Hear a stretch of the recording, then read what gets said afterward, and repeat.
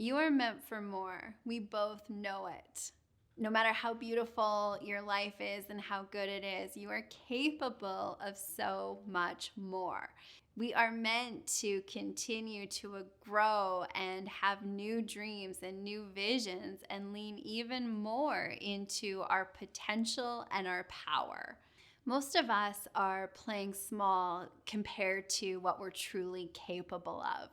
We're holding back, we're hesitating, we're not really leaning in. Henry David Thoreau talked about sucking the marrow out of life. If you're honest with yourself, are you really sucking the marrow out of life? Are you living into your full potential and all of your capacities?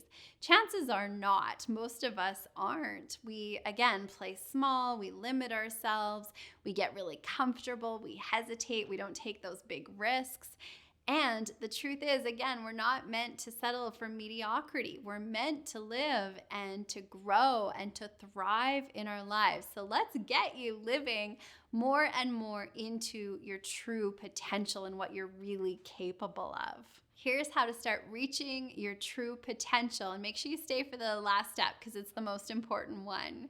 Start by looking at the areas where you have the discontent, where maybe you've started to hold back and you haven't really given yourself permission to look at it. You're kind of coasting through life. You're doing things the same every day, and you haven't even realized that you're playing small, or you're just in these patterns or these rhythms that are no longer life-giving. You're having the same thing for dinner with your family every day. You're going to the same job. You're having the same conversations.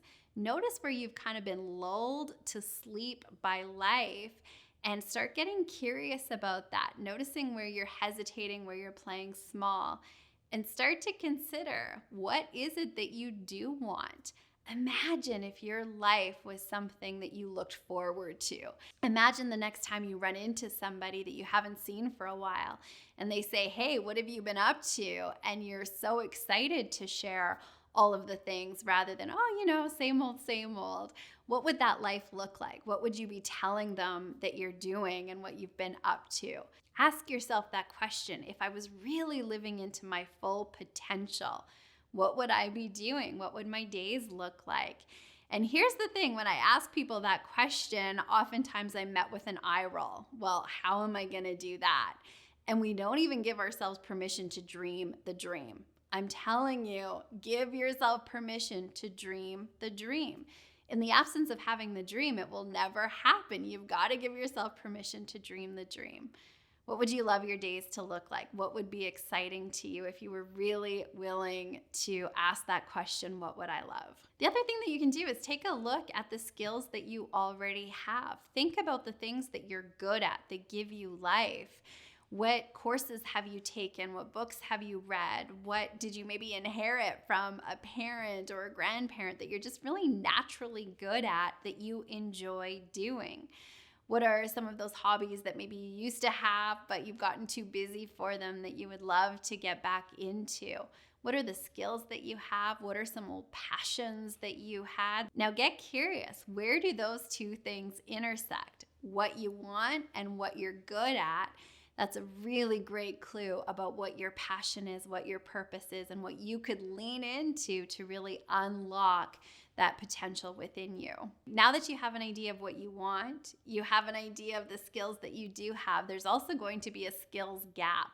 A great next step is to consider, what skills am I missing? What skills do I need? And that can be a really great clue about what your next step is to really lean into that passion and that purpose. Now get started.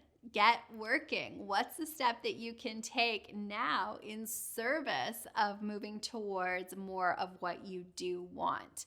Get going. The sooner that you get into action, the sooner you're going to transform your results and really live more and more into your purpose and your passion. And this is the last step and the most important one.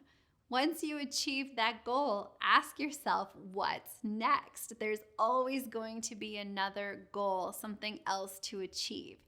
And you really don't know what you're truly capable of. So don't stop when the going gets good. Keep going. Dream the next dream. To start uncovering these passions, these purposes, these goals, download the Live on Purpose toolkit to help you get started today. Click the link below. My name is Stacey Berger. Here is to you living a life you love.